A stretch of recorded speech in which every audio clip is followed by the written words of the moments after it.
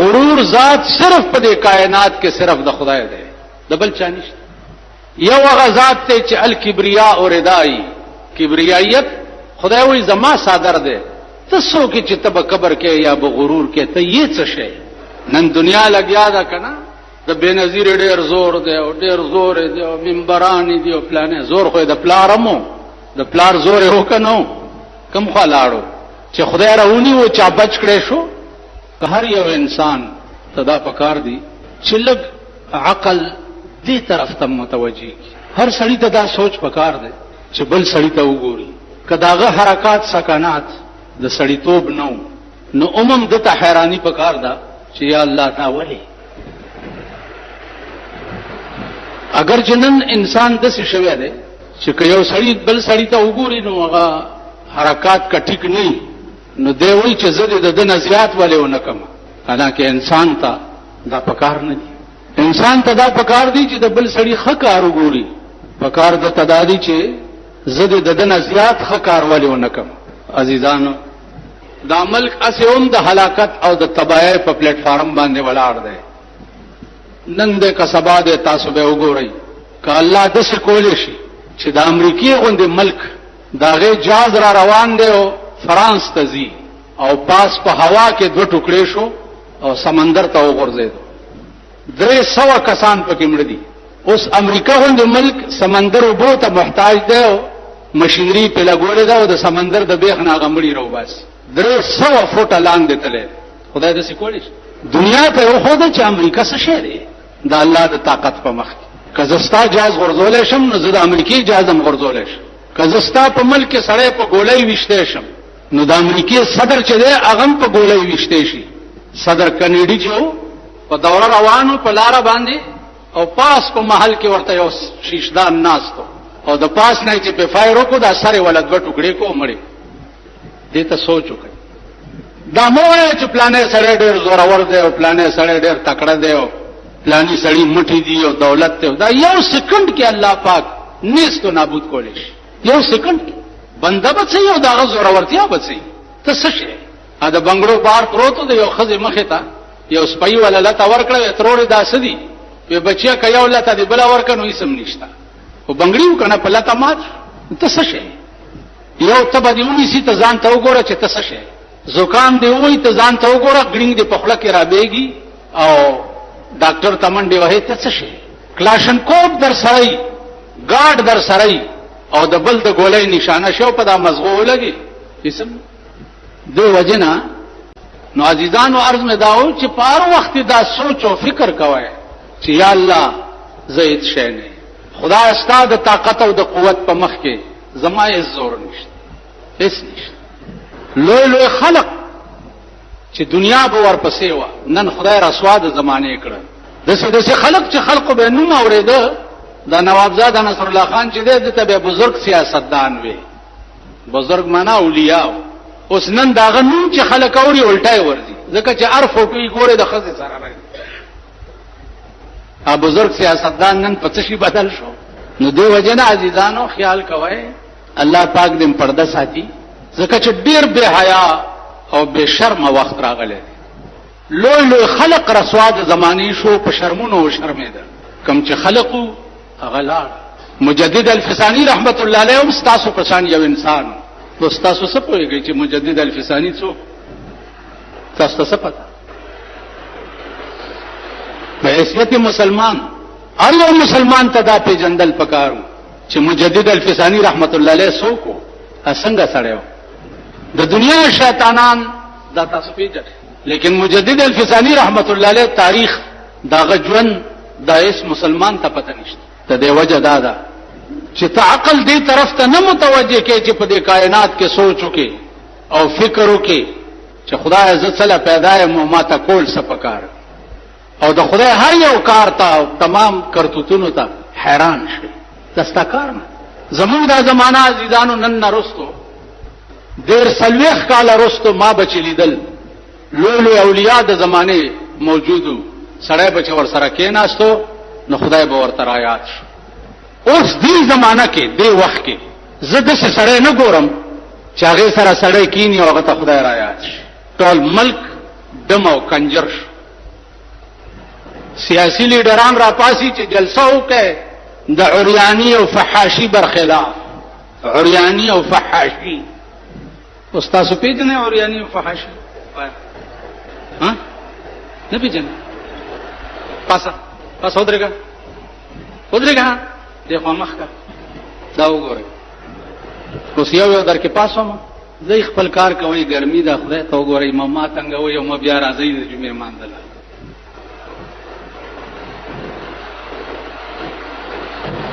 دسدي دا چې اوس یو کلاشنکوف را سره یو بر ولا ورکم او ټول لاشونه پراته دي دلته یعنی دا اندازه کوم ما ته څه کار کوي خبر نشي څه کار کوي ها دا څومره خسته سره دی او مالدارم ښکاری خدا پر یعنی او فحاشي نه پیږي.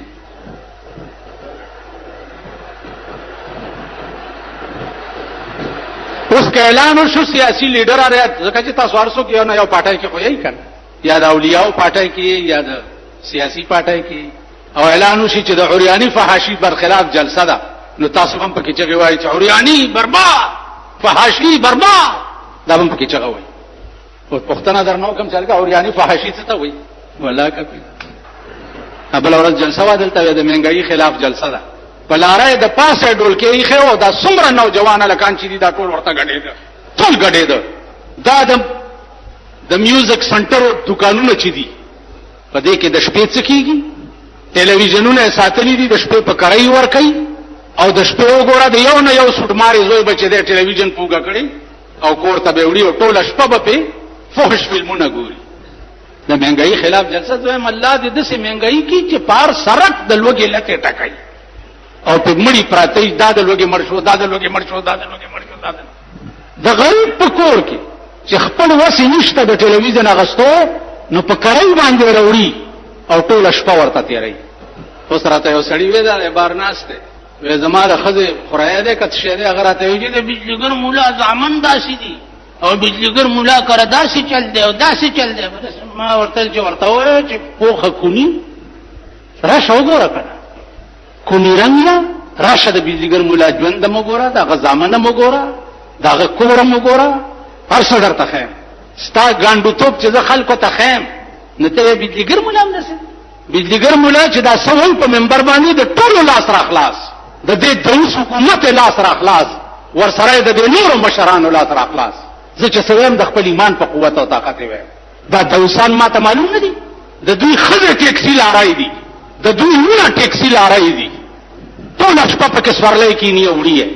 دا هغه دوس قوم دی او دوس ملک دی ما ته معلوم نه دي په دې جماعت کې زه ورکه لوي شوم دې جماعت کې 50 کال مخ کې ودوي کنه دا تبلیغي جماعت والا دي نن د زمکه په سر کې د دین خدمت کوي صحیح نو دا ډاله ده هغه پسیم صاحب مولیانم شوی دي او پیران ورپسې دي پیران دلته یو کلی ته تلو منو داغه د کلی د پیر نامه مې واغستا مالا پلانې پیر صاحب مریدان یې تاسو او خدای دې پنه کرامت ټول لا سونه داسه ای خدای مال په خزو او شرماو پنه کرامت کیږي خدای پیر پنه کرامت کیږي ته په ایمان وایا کدی پیر غلن کې څوین استا پیسو ته بلاس نیوي استا پیسو اپ خپل دانه ګوري چې تا په سود غټلې دي پر رشوت دي غټلې دي چرته خزې دي په سپلای کړې دي د دې په څه غټلې چې مال راکې ا مردار خور خو په خپل استا مردار سټي نو پیر دی یا بزرګ دی پیران خو الله پیران خو مونږ د دیوبند لیدلې دي زدر تاسو پیر خو مولانا حسین احمد مدنی رحمت الله علیه پیر خو مفتی کفایت الله رحمت الله علیه کی پیر خو مولانا اشرف علی تھانوی رحمت الله علیه پیر خو مولانا یوسف بنوری رحمت الله علیه پیر خو مولانا قاسم نانوتوی رحمت الله علیه پیر خو مولانا رشید احمد گنگوی رحمت الله علیه پیر خو شیخ الهند چې د انګریز خلاف جهاد کولو او په مالټا کې سرور خالقید او ور سره اسخاکوټ می او زرګل کېد په مالټا کې پیران خدغه چې مړ شو ما سره پراته دي کوي درته به وخه د شیخ الهند د دوه واسکټونو ټوټه ما پادیره باندې کینچی کړی دي او ما ځان سره یې خېدي د شیخ الهند دوه واسکټو د خامتا یو د سپینه خامتا وړي کې به غوستو او یو د سری خامتا په جمی کې به غوستو ما تینا اغاړي کټ کړ ځان سره مې کې خوې او دا مې وصیت کړی دی زامنو ته چې زمر شم نو دا ټوټه ما سره په قبر کې کېږي ایو بزرګ مړ شوی ملایکی چې ورته رالی من ربک ورته وې دا خو هغه ستاسو شي نو پته بدر ته ولګي چې په قبر کې بیا خوند څومره دی چې من ربک ورته وې دا بزرګ ورته وې څه وې وہ من ربک ورته نہ چھیڑو ہم کو حیا کرو تم نہ چھیڑو ہم کو حیا کرو تم ہمیں سہارا محمدی ہے زه محمد سہارا مد نظر قبر تراغله ما ورشاغنه پښتنه وکا ځه یو عالم مړو اوس مونږ مليان یو عالم مړو په قبر کې ته ملائکو ته پوسوکو من ربک او کله من ربک لاس نه فرشتہ ونیو وې دا من کم من دی څه شه دی دا من کم من دی بس په دې تاسو څه پیږي چې من کم من دی خټکی پیژنې او دا زیړ امونه وخت می یو شیخ لیدو روانو نو هغه ډیر داسې کوک کینکیږي منځونه ډیر کوي نو لیدو مې دا زیړه مې داسې پلاس کول دا چاله کول او چې ماته داسې وکړه نو دا زینې ټول زیړو نو ما ورته داسې سره خوځول او مې خندل نو منډه کړه مال والله کدي پرېد امونه پیژنې من تاسو سپې ملائکه د لاس نه نیول ورته ویل چې دا من کم من دی من خو په عربي ژبه کې په ډیر قسمه راځي دا کم من دی ملائکه لاړې الله ته وایي چې یا الله دا څوک راغلی دی قبر ته خو چې دا من کم من دی نو الله ورته وایي چې ما تاسو ته نه ویلي چې انی اعلم ما لا تعلم تاسو ویلي چې بنی آدم ما پیدا کوا او ما درته وایي چې زه پیدا کوم تاسو ویلي چې نه مونږه کافی یو نو تاسو ګورئ دی بنی آدم سره هغه علم ست ملائکو چې تاسو سره نشته ستا په سر بیا خدای وکالت کوي چې ته پیژنې چې من کم من دی نو عزیزانو عرض می داو چې دا اوس پیژندل دي چې مجدد الفسانی رحمت الله علیه تاسو کو د دمر لوی سره یو چې د زامنو ته یو مولا سبق خودو قران شریف او د مولا نامه و مولانا طاهر مجدد الفسانی ناس ته د شپې په خپل خلوت کې مراقبه کوي مراقبه عزیزانو خدای دې تاسو ته وخی خدای ته وګورئ قسم ستلی راغلی نه دي ځان ټیک کوي ګوره د نوح علی السلام قوم چې تبا کېدنو اول خندل نوح علی السلام فرمایل چې الله دوی خو خان دي ما پورې وی دوی ته وایا چې فلیضحکوا قلیلا ولا یبکوا کثیرا لغون دی خاندي بیا بډې جاړي اوس لغون دی خاندي نو پاکستان کې لغون دی خاندي بیا به دومره جاړي چې جړاب هم څوک رکاول نشي مجدد الفسانی رحمت الله علیه په مراقبه کې ناس دې بنی آدمو کې داسې خلک شته چې قبر تکینی او مراقبه وکي نو دا ورته پته ولګي چې د دې مړي لاندې سهال دی اوس فلال شته نو عزیزانو مولانا مجدد الفسانی رحمت الله علیه مراقبه کې ناس دی او په لوح محفوظ نظر ولګي پاس لوح محفوظ د ووم اسمان د پاسه یو مقام دی پاسه چوکت د ټول کائنات ریکارډ په لیکل دی پاسه چوکت نو دا مولانا طاهر چې دی دا په لوح محفوظ باندې شقی لیکل دی شقی معنی بدبخت دا خو زما د زامن استاد دی او پاس په لوح محفوظ بدبخت لیکل دی نو دا خو به جهنم ته ځي ډېر خپه شو او یو ټکی وریاد شو چې د نیکانو په دعا باندې تقدیر رد کیږي لیکل شي په لوح محفوظ باندې د نیکانو په دعا میټاو شي مجدد الفساد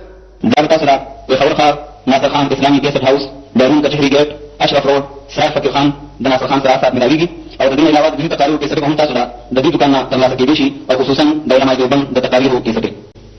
کله شي خلق داو خدا اوسنی مليان د علما چې کوم دي خو خیر پويږي دا نوې چې را مليان شي دي دا خسکی چرګان دي خسکی چرګغه ته وي چې به وخت بانګوي دوی چې دا کم دی کړی دي دا کم دی کړی دا راشه کنه چې تاسو خو هم چې کم دی راشه دلته په دې منبر ما یو مسله کړې و چې د مړي خبر ګرځول چې دي د خلاف سنت دي مړی وشو چټای لیکه پلاني کلی ته چټای پلاني کلی ته چټای پلاني کلی ته چټای بجلیګر مولا ته اطلاع وکړي چې پلانې مړ دی کنه غرق شو بیخ یو وته بس مړ دی ورکوي خخوي پلاني کلی ته چټای پلاني کلی ته چټای پرېډو کې ورکوي دلته یو سړی مور امړاوانو ټلیفون ته زموږ دکان ته راغی نو ټلیفون اوس کوي چاله زما د مور ډت شوی دی ډت شوی دی مال کور دی وران شو ورچه د مور کفن مفن تیارې او کو ډت شوی دی ډت مال په انګریزي کې مړی ته ډت شوی نه لا ډت شوی دی پلاني کلی ته د مړي غم ور سره نه دا د کټسرو ځامن را خبرول ډیر ضروری چې دغه د کټسرو ځامن راشي چې دا جنازه لوي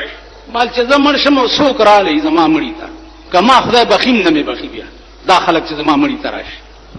سور لس مړی را کې په خبر کې شي سور لس مړی د دې مالی خلک دی جمعات کې ناس دي قران دی اوخري چې دوی ته می ویلي دي چې راشي زما تر مړ دي زما ترور مړه ده زما لور مړه ده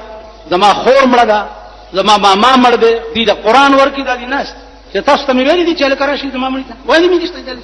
ها 50 کال جمعات زپکه وړو کې له شی دوی ته می دي ځکه چې د مړی خبر ګرځول دا خلاف سنت دی اعلان بنک الا الاقرباء مگر رشتہ دار به خبر کې چې راشي مړ شي او دومره به مړی ساره چې قبر تیار شي دانه چې نن مړ دی او سبا شپږ بجې به جنازه وي سبا شپږ بجې ولی چې خلک ډیر را خبر شي نو عزیزانو عادل تنا سړی چې تل کلی کې مليانو ته ویلي چې د خدا ویلي دي چې دا مړی خبر ګرځول خلاف سنت هغه ول نه جنازه له خو چې څومره ډیر خلک راشي هغه کې ثواب دا مولانا څه ویلي سړی راغی ماته وی چې دا کوم کتاب کې لیکي مالغي توای چې لیکلي راکې چې تاسو کوم کتابونه ویلي دي تاسو کوم کتابونه ویلي چې تاسو نه ویلې چې هغه کې درته ذوق یم بچ دا خبره ورو یحکا کرتے ناست زبې کتاب خبره کوم زبې دلیل خبره کوم او تاسو کله شي جنازه تاسو وای په ایمان یاره د جمعات کې جنازه جنازه کړي دي تاسو ټول ها کړي دي د مړي جنازه ټول کړي تاسو چې کوم مړي ته ولاړ یې په جنازه کې الله اکبر په دې ځای کې نړۍ غوندې درد پیدا شوی چې د مړي سره به بیګاله سکی ها شو پاس اخو وګوره د دم نه پیدا شي استاد نه بس څګیلا کو امام نه قران ورکا چې استاد دا زما د پلار جنازه یو کړه دیړه کې د دردو چې د سره به بیګاله څه چل کی نو ماما ستا مړ څنګه شو مو یا مردود ته نفات یا نه درود مردود مړو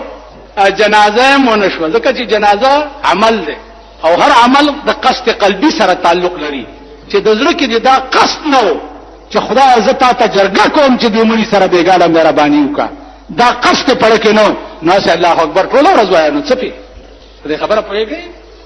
د دوه کسانو په 100 روپو جرګه ده نو په یو جرګه 3 غنټې ل 4 غنټې ټول ورځ تیر کوي او رکم دا درد چې د خپل سړی اخلاص کوي ابل ډله وای چې ما خپل سړی اخلاص کوي ته د مړي جنازه خدای ته کې دا خدای ته جرګه ده او رکه دې درد نشته چې دې مړي سره مهرباني وکړه دا جنازه شو ماما ټول دې جنازه ټول پلیت روان یې مردار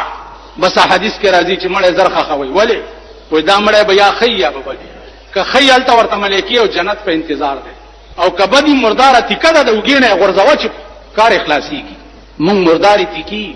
نو دا پته بتا سټولو ته ولګي چې کمزې کې دي خپل چې دی واخلي التا دي کېګ دي خد سنبال کا بیا درن لیک دي جنازه پوګي دھیرے ته یوسی سنبالي کی لاګ دي خپل چې دی واخلي التا دي کېګ دي خد سنبال کا بیا درن لیک دي درتا براشي د قهر ریګ دی تکیا د خدای شاه په ګورستان کې توتیان فنا شو لړ لرمان کې سترګې منن کا په هر زمان کې خپل چې دی واخلي التا دی کېګ دی خد سنبال کا بیا درن لیک دی یو کس ور سره پاتې کیږي په خبر یو پلا رور زوی سوکنا ټول تر درتا براشي د قهر ریګ دی تکیا د خدای شاه په ګورستان کې او چې خلک ته واپس شي جناب محمد رسول الله فرمایي آتاه ملکان دو ملائکه ورته راشي یا خو په داسې شکل کې راشي چې دی ورته وګوري نو دی وایي چې یا الله جنت تراله او یا په داسې شکل کې ورته راشي چې دی ورته وګوري نو بالکل ایرش د یاره نه الله دې د شکل نه ساتي نو عزیزانو عرض مې داو چې د الله په دې کائنات کې هر یو کار حیران کون دی هر یو کار او سوچ کوي فکر کوي دو کارونه مکوي یو پردې مال خړل دا هغه شی دی چې خدای هم نشي معاف کولی پردې مال دی چې خړلې دا حق العبد دی او حق العبد چې دی هغه خدای نشي معاف کولی چې چې څو پورې بنده نه معاف کړي. نو یو پردی مال خوړل دې نه ځان بچ ساتي. بل دا چې د کورونو ماحول ټیک کړي، لونه خزه ستر سپینه بورکی دا ور په سر کوي، دا چادرای مادرای لري کوي، ګوره تباش وای غرق شوي، لک چې په خېټه موړ دی خزه په چادرای کې بربنډا کړه، سپینه بورکی ور په سر کوي، جلباب ور په سر کوي. نو مونږه فحاشي معنا خزو تلیدل او عریانی معنا بربنډه خزه. نو تاسو په ایمان وای چې خزم زمونږ بربنډي دی او ګورم ورته مونږ. نو فحاش او عریان مونږ یو کنه. نو کله فحاشا او عریانی جلوس چا وستونه په آرام کې نه او پی جنیم نه اسه خو یو ده په دې په خبري او ډیپټي کمشنرو ګیره و چې ګیره وانه چې سخانه کې روانو دي خار خلکو په خوا به ورانو ډیر ویل ګیره والا غل دا आवाज نو ډیپټي کمشنر دومره ګیره و هغه کابل ته تراغه وی چې دالکان رونی چې راویني و ولادت کې واچول تانیدار نه پختره کې دا ولی ونی ویل دا ډیپټي کمشنر بیړم غر کا شو تاسو ویل ګیره والا غل دا غدومره ګیره ویل مون خو دې زړه نه دی ویلي شوق نه ویلي معافي ورکی درې کاله کې تاسو خبره پوه شو. نو شوق نه مرداباد زنده‌باد مکوي، ار یو شي ته سوچ کوي، فکر کوي ورته چې دا سړی ما استعمالي، دا ځان د پاره مې استعمالي که خدای د پاره ما استعمالي، دې ته سوچ کوي. رښتیا درته وایم چې دا پروسه کال بیماری نه بعد د تقریرونو ډېر تاب راکې نشتا. حکومت ولی ځکه چې ماته په خپل زندګۍ کې د خدای او د رسول نه زیات محبوب بل څوک نشته. نو چې څنګه خدای محبوب دی نو داسې داغه خبرې محبوبي دي، چې څنګه رسول الله صلی الله علیه وسلم محبوب دی نو داسې داغه خبرې محبوبي دي. اوس ګوره مونږ خو صرف دومره قدر وورو چې حدیث داسې هغه حدیث ټکي صرف د دې جبې په سر ویلې شي او د دې مړای نه ښکته نه. حدیث د پیغمبر خبرو ته وایي. ابو ذر یو صحابي دی، او صحابه چې دي نو د رسول الله صلی الله علیه وسلم غوندې شمع چې بلیږي نو صحابه به پتنګان ولی نه. ابو ذر یو صحابي دی نو رسول الله صلی الله علیه وسلم یو ورځ په مجلس کې فرمایل چې من قال لا اله الا الله دخل الجنه، چا چې لا اله الا الله ویلي نو به جنت ته ځي. نو ابو ذر ویلي چې یا رسول الله وان زنا وان سرق، اگر که زنا کړي یا غلا کړي هغه جنت ته ځي. پیغمبر علیہ السلام فرمایل چې وان زنا وان سرق، که زنا او غلا کړي خو چې لا اله الا الله ویلي دا بنیادی شی دی نو سړی به جنت ته اخیری ځي. درې ځله پیغمبر دا خبره دوره وکړه او دا سوال به په ابو ذر کول. نو په څلورم ځل ورته رسول الله صلی الله علیه وسلم فرمایل چې دوی ویل چې وان زنا وان سرق، نو پیغمبر ویل چې وان رغم انف ابي ذر،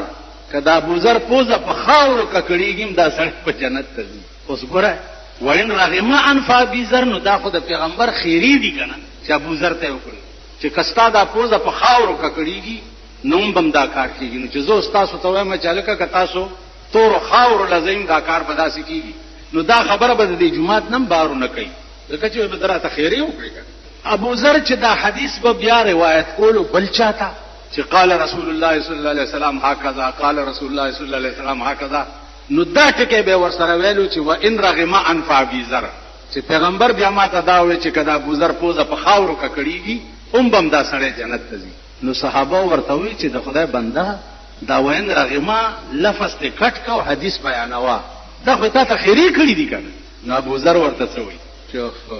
د معشوقې د خلی خیری به څنګه کټ کوم، د خسته خله خیری هم مزه کوي، د خسته خله غصه هم مزه کوي. نو دا اگر چې خیری دي زما په حق کې لیکن د خسته خلی نه وتی دي والله کې اعتقاد کوم. نو عزیزانو کومه خبره چې د حدیث وی هغه سره د صحابه او د مینه او محبت پکار، کومه خبره چې د خدای وی نو هغه سره د صحابه او محبت پکار دي. انا بم بیړای پار کیږي کینی غر کې قسم په خدای دې چې ټول پاکستان تباہ کیږي لګیا دي، بالکل د هلاکت او د تباہی په پلیټ فارم ولاړ دي. دا قوم د پاکستان داسې شه ده چې وقتی طور د زناور ورونه دي، بس په اخر کې ونډه ګوري د سبا غم ور سره نه د زناور دي. پاکستان دی وخت کې د سټیج تر اغله دي چې د هلاکت په پلیټ فارم ولاړ. اوس ګوره دینه زیات هلاکت به یو قوم بل څه کې دی شي چې یو سړی دې حد کې وي چې هغه خپل ماشوم بچی ته د 500 روپو دارو نشي اغسته، دا بس کوي. یو پیریټان ګولای دی پیریټان ورته وي په 50 روپۍ ډبه او د روپۍ په 2 پلتې کې دي د زکام مقام د پاره دي پرون کپنه هغه پیریټان ډبه د 500 نه په 150 کړو 150 یعنی 500 پسې سل زیاتې پښتنه والا سوکښت تپوس والا سوکښت کپنو والا تاسو کړت نشي کولی چې کوم انکوایري مقرر شي چې لکه دا کپنه دا دارو ولی ګران خرڅي هغه انکوایري کوونکو خېټه مالش کړی شي هغه نو لیکي چې دا میټیریل ګران دی د دیو جن د دوی گزاره نه کیږي نو دا دوی دوی ته ګرانول پکار آسان کار دار چا په خېټه لاس وها مزه کوا نو د دیو جن خاص طور باندې مزدور طبقه غریبه طبقه دا خو د هلاکت په پلیټ فارم ولاړه نو که تاسو داسې هم نه کوئ چې خدای او رسول سره مو لگاو پیدا شي نو دنیا هم در سره نشته او دولت هم نشته او دین هم نشته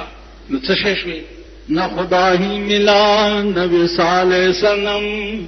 نہ خدا ہی ملا نہ وصال صنم نہ ادھر کے رہے نہ ادھر کے رہے نہ خدا ہی ملا نہ وصال صنم نہ ادھر کے رہے نہ ادھر کے رہے نہ خدای ملاو شو او نه د معشوقې وصال شو نه د دې طرف شو نه دولتمن کا جهنم تلال شي کور وران شي بیړي غرق شي نو دنیا کې خوخي مزي وکړي کنه خزه منبر سره میخي دي لونه صاحبہ یړړای ګډي دي زامن صاحبہ ترکیه سونه دي هش ماش کوي ٹھیک شو ناغي کا دوزخ تلال شي خو کورم ورپسې وران شه نو خدای دې بنیاد وباسط ته دی ونه دوزخ ته دی چې په دنیا کې دیم زیړ وخت کې د خارونه د بچي غوندې نیولي او د دارو درک دینه لګي د جامې درک دینه لګي د روټۍ درک دینه لګي نو دنیا دې مخواره او آخرت دې مخوار ته دی ولې دوزخ ته لاړ دی وجنه خاص طور باندې د غریب طبقه ته لک سوچ پکار بل هغه غریب را باندې د خنزیر نه بدلږي صفا خبره ده د خنزیر نه چې کوم غریب سرمایدار وتا وړاندې رستو کی او نیله چیله ورته کیږي دا را باندې د خنزیر نه بدلږي والکه تاسو ټول خود دې کلو خلک یې کنم دغه سپیره نو پادیرو کې مړو تم تلی جنازې مم کړی دي او پادیره ولارم یې